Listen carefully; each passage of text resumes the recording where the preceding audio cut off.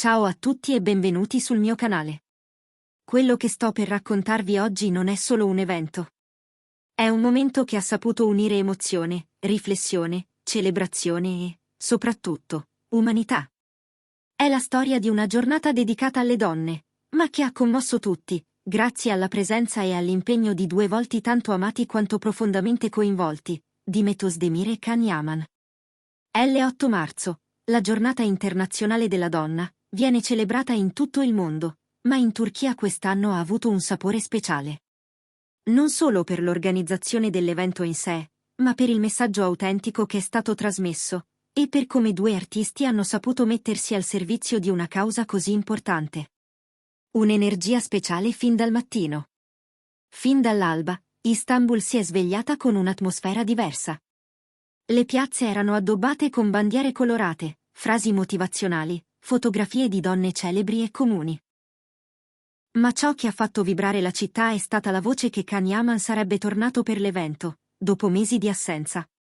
Il ritorno di Can non è passato inosservato, ma ciò che ha davvero colpito è con chi ha scelto di condividere questa giornata, Demet Özdemir. Due icone, una sola causa. Demet e Can sono noti per il loro passato condiviso sul set, ma stavolta il motivo del loro incontro era molto più profondo.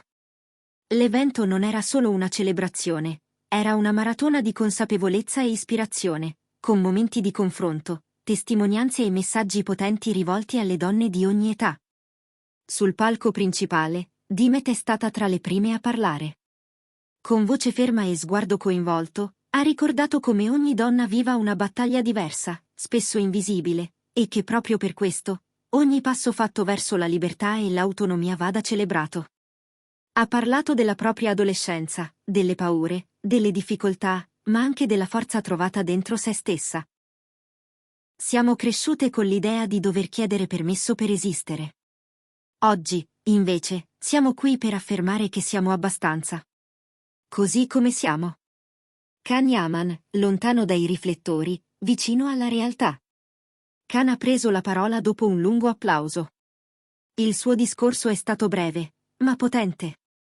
Ha raccontato un aneddoto personale, di quando, da piccolo, vide la propria madre tornare dal lavoro stanca ma sorridente. Quel sorriso lo ha segnato per sempre. Quel giorno ho capito che la forza non si misura in muscoli, ma nella capacità di sorridere nonostante tutto. Ha poi lanciato un invito agli uomini: non basta dire di essere a favore delle donne. Bisogna esserci, quando nessuno guarda. Quando non è trending. Quando è scomodo. Oltre il palco, un'azione concreta. Ma quello che ha veramente colpito è stato ciò che Demet e Can hanno fatto lontano dalle telecamere. Dopo l'evento principale, si sono recati in visita a un centro culturale femminile di un quartiere periferico. Hanno parlato con le volontarie, ascoltato le storie di donne che vivono in condizioni difficili, partecipato a un laboratorio artistico per bambine. Nessun fotografo, nessuna pubblicità. Solo loro, lì, a occhi e cuore aperti. Una testimone ha raccontato: Can si è inginocchiato per parlare con una bambina di 6 anni che gli ha chiesto se poteva diventare regista. Lui le ha detto: certo, e io verrò a vedere il tuo primo film. Social media in fermento. La notizia dell'incontro tra Can e Demet ha fatto il giro del web in poche ore. Le immagini del loro abbraccio sul palco, dello scambio di battute sincere, dell'evidente complicità, hanno riacceso speranze, emozioni e anche qualche lacrima tra i fan. Le community online si sono riunite come ai vecchi tempi. I loro occhi parlano ancora, scrive qualcuno. È come se non si fossero mai lasciati, dice un altro.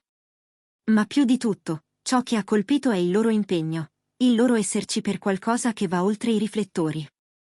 Un concerto per concludere. La serata si è chiusa con un concerto gratuito dedicato alle donne, presentato proprio da Demet e Can. Sorridenti, naturali, vicini, ma con grande rispetto reciproco. Tra un artista e l'altro, si sono alternati sul palco per leggere poesie scritte da donne comuni, racconti brevi, riflessioni. Un momento particolarmente toccante è stato quando hanno letto insieme una lettera di una donna iraniana esiliata: a volte basta essere guardate, per sentirsi vive. Il giorno dopo, riflessioni che restano. L'indomani, giornali e blog non parlavano d'altro.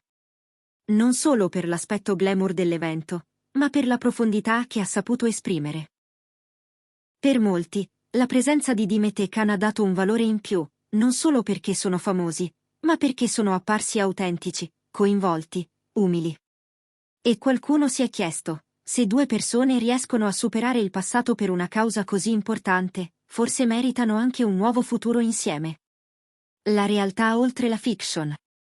Nel mondo dello spettacolo, spesso tutto è costruito, artefatto. Ma quello che si è visto l'8 marzo sembrava vero. Due persone che si rispettano. Che si stimano. Che, forse, non hanno mai smesso di volersi bene. E che oggi, al di là delle etichette, hanno scelto di usare la loro voce per qualcosa che conta davvero. Grazie per essere arrivati fino alla fine di questo racconto. Se anche voi credete che le parole abbiano un peso e che i gesti possano cambiare qualcosa, lasciate un like, commentate, condividete. Ci vediamo nel prossimo video, con nuove emozioni, nuove riflessioni, e magari, chissà, qualche altra sorpresa da raccontare.